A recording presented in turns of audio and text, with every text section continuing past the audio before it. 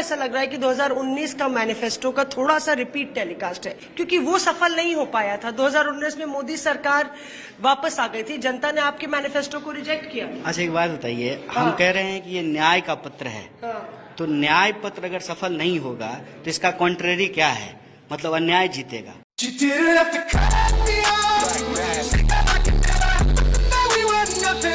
The Muslim minority, they must have the first claim on our resources. तो Congress party का जो manifesto आया उसमें उनका कहना है कि हम लोग महिलाओं को 1 लाख रुपए देंगे सालाना, और ये पैसे वो कहां से लाएंगे इसके बारे में कांग्रेस ने कोई आइडिया नहीं दिया। कांग्रेस पार्टी के मैनिफेस्टो को पढ़ते पढ़ते आपको फील होगा कि आप कांग्रेस पार्टी के मैनिफेस्टो को नहीं पढ़ रहे हो, बल्कि आप मोहम्मद अली जिन्ना का जो मुस्लिम लीग था उसके मैनिफेस्टो को पढ़ रहे हो, क्योंकि मोहम्मद अली जिन्ना ने जो कहा था और जो कांग्रेस पार्टी कह रही है दोनों के दोनों सिमिलर दिख रहे हैं। आज हम ये भी जानने की कोशिश करेंगे कि आखिर कांग्रेस पार्टी सोचती कैसे है, कि आखिर लोगों से वोट लेना कैसे है। कांग्रेस पार्टी का बार बार कहना होता है कि हमारे देश के अंदर डिक्टेटरशिप है, बीजेपी वालों को 400 पार चाहिए, 400 से ज्यादा सीटें चाहिए, वो इसलिए इसका डिमांड कर रहे हैं ताकि वो कॉन्स्टिट्यूशन के अंदर बदलाव कर सके। जबकि कांग्रेस पार्टी की जो मैनिफेस्टो है उसमें वो लोग खुद 6 बड़े बदलाव हमारे कॉन्स्टिट्यूशन में करना चाहते हैं। तो चलिए इन सभी पॉइंट्स के ऊपर डिटेल में बात करते हैं। तो सबसे पहले पॉइंट की तरफ आते हैं। कांग्रेस पार्टी ने ये प्रॉमिस किया है कि वो लोग महिलाओं को 1 लाख रुपए सालाना देंगे। ऊपर से देखने में सबको यही लगेगा कि अरे भाई हमारे घर की महिलाओं को भी 1 लाख रुपए सालाना मिलेगा,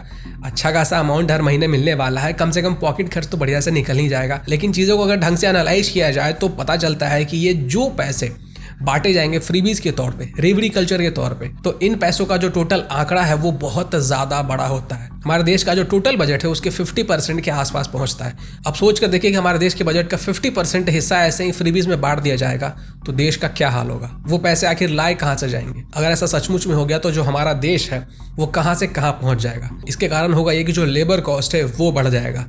अगर लेबर कॉस्ट हमारे देश के अंदर बढ़ने लगेगा बाकी के कंट्रीज के मुकाबले, तो यहाँ पे जो कंपनी स्टैब्लिश्ड है वो इस कंट्री से बाहर जाने लगेंगे, दूसरे कंट्रीज में जाके वो सेटअप करेंगे, क्योंकि उनको भी अपना प्रॉफिट मायने रखता है। वो भी चाहेंगे कि हमें चीप लेबर मिले। अब दूसरे कंट्रीज में वो लोग जाकर इस्टेब्लिश होंगे तो जो हमारे देश के अंदर इन्वेस्टर्स हैं वो अपने पैसे हमारे देश से निकाल के उन कंट्रीज में लगाएंगे जहाँ पे कि वो कंपनीज इस्टेब्लिश होंगे, तो हमारे देश से पैसा निकलकर उन कंट्रीज में जाने लगेगा। और इसके कारण क्या होगा आपको पता है? इसके कारण इन्फ्लेशन बहुत तेजी से बढ़ेगा, महंगाई बहुत ज़्यादा तेजी से बढ़ेगी, और इसके कारण गवर्नमेंट के पास उतने पैसे नहीं होंगे कि वो इंफ्रास्ट्रक्चर के ऊपर पैसे को खर्च कर सके।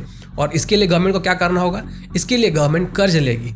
अगर कर्ज लेकर गवर्नमेंट पैसे खर्च करने लगेगी जिसके कारण कि फिजिकल डेफिसिट बढ़ने लगेगा, इंटरेस्ट रेट बढ़ने लगेंगे, ईएमआई आपकी बढ़ने लगेगी, और इसके कारण स्टॉक मार्केट पर भी इफेक्ट पड़ेगा, इंडियन इकोनॉमी पे भी इफेक्ट पड़ेगा। और कम्युनिज्म में भी कुछ ऐसा ही होता है, और इस कम्युनिज्म के कारण बहुत सारे देश ऑलरेडी बर्बाद हो चुके हैं। अपने दूसरे पॉइंट की तरफ आते हैं। आपने बार बार सुना होगा कि कांग्रेस पार्टी बार बार कहती है कि हम कास्ट सेंसस करवाना चाहते हैं, कास्ट सेंसस करवाना चाहते हैं। कास्ट सेंसस ये लोग क्यों करवाना चाहते हैं इसको भी आप ध्यान से समझिए। किसी भी इलेक्शन को जीतने के लिए जो कांग्रेस पार्टी का गोल होता है वो कुछ इस प्रकार से होता है। वो मुस्लिम्स को अपीज करते हैं, उनको डराते हैं कि अगर बीजेपी आ गई तो वो तुम्हें जीने नहीं देंगे, और इस तरीके से वो मुस्लिम्स का वोट लेते हैं। अब क्योंकि उनके पास अच्छा खासा वोट शेयर हो जाता है तो अब वो हिंदूज के जो वोट है उसको डिवाइड करते हैं। कास्ट के बेसिस पे अगर उनके वोट डिवाइड हो गए और जो मेजर 2-3 कास्ट है और जो मेजर 3-4 कास्ट है जिनका की पॉपुलेशन सबसे ज्यादा है उनके वोट को वो अट्रैक्ट करने की कोशिश करते हैं, क्योंकि उन्होंने कास्ट सेंसस करवा के अलग अलग स्टेटमेंट्स देके ऑलरेडी हिंदुओं के अंदर फूट डाल दिया है, वो डिवाइड हो चुके हैं, तो लोग अपने कास्ट के हिसाब से वोट दे देते हैं। इसी को मिलाकर वो सत्ता हासिल कर लेते हैं, और ये फॉर्मूला वो आज से नहीं बहुत पहले से अपनाते आ रहे हैं। और यही रीजन है कि कभी भी कांग्रेस हिंदू यूनिटी की बात नहीं करता, ना वो करेगा,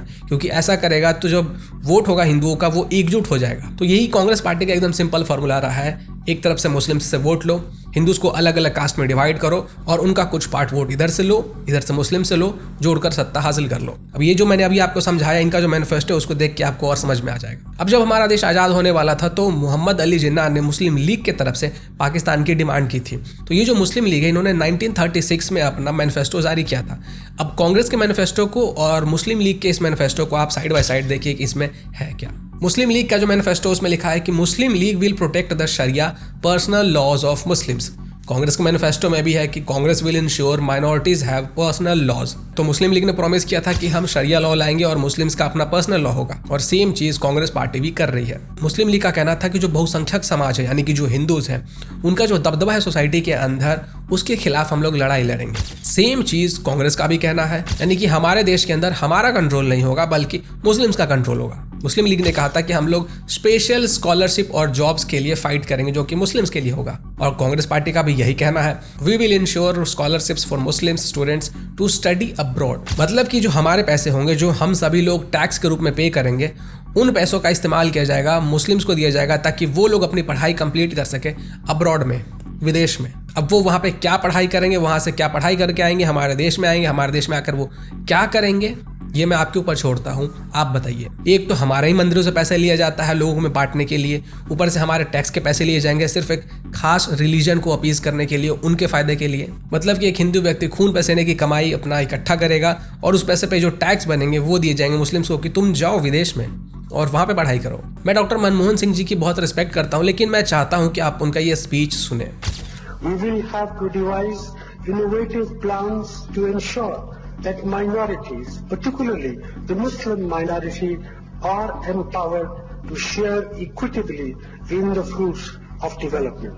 They must have the first claim on our resources. Manmohan Singh ji का कहना था कि मुस्लिम्स का पहला हक होना चाहिए हमारे देश के जो रिसोर्सेज हैं उनके ऊपर। मतलब कि हमारे देश के अंदर अगर कोई भी रिसोर्स है, कुछ भी चीज़ है, तो उसको सबसे पहले मुस्लिम्स क्लेम करेंगे और उसके बाद जो बच जाएगा, जो बचा कुचा होगा, वो बाकी लोगों को मिलेगा। अब अगर हम बात करें कि डिक्टेटरशिप की, जिसके बारे में कि कांग्रेस पार्टी बार बार चिल्ला कर कहती है और मिस्टर राठी भी बार बार कहते रहते हैं। मिस्टर राठी ने तो देशभक्त के इंटरव्यू में भी ये कहा कि ये लोग चाहते हैं 400 से ज़्यादा सीट, और वो लोग इसलिए चाहते हैं ताकि ये हमारे कॉन्स्टिट्यूशन के अंदर बदलाव कर सके।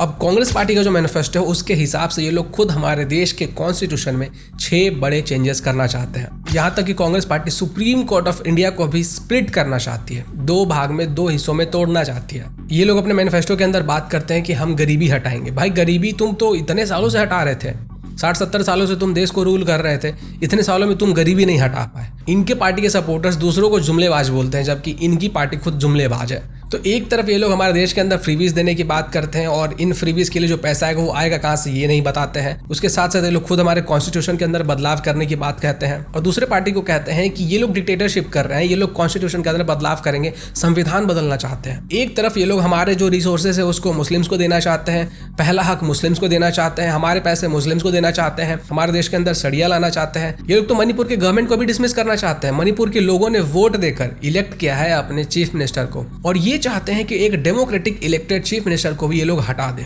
उनसे उनका राइट छीन ले। खुद डेमोक्रेसी की हत्या करके ये लोग बात करते हैं डिक्टेटरशिप की। बाकी हमारे देश के अंदर ये जो शरिया लॉ लाना चाहते हैं, इसके ऊपर कमेंट करके आप लोग अपना ओपिनियन जरूर बताएं।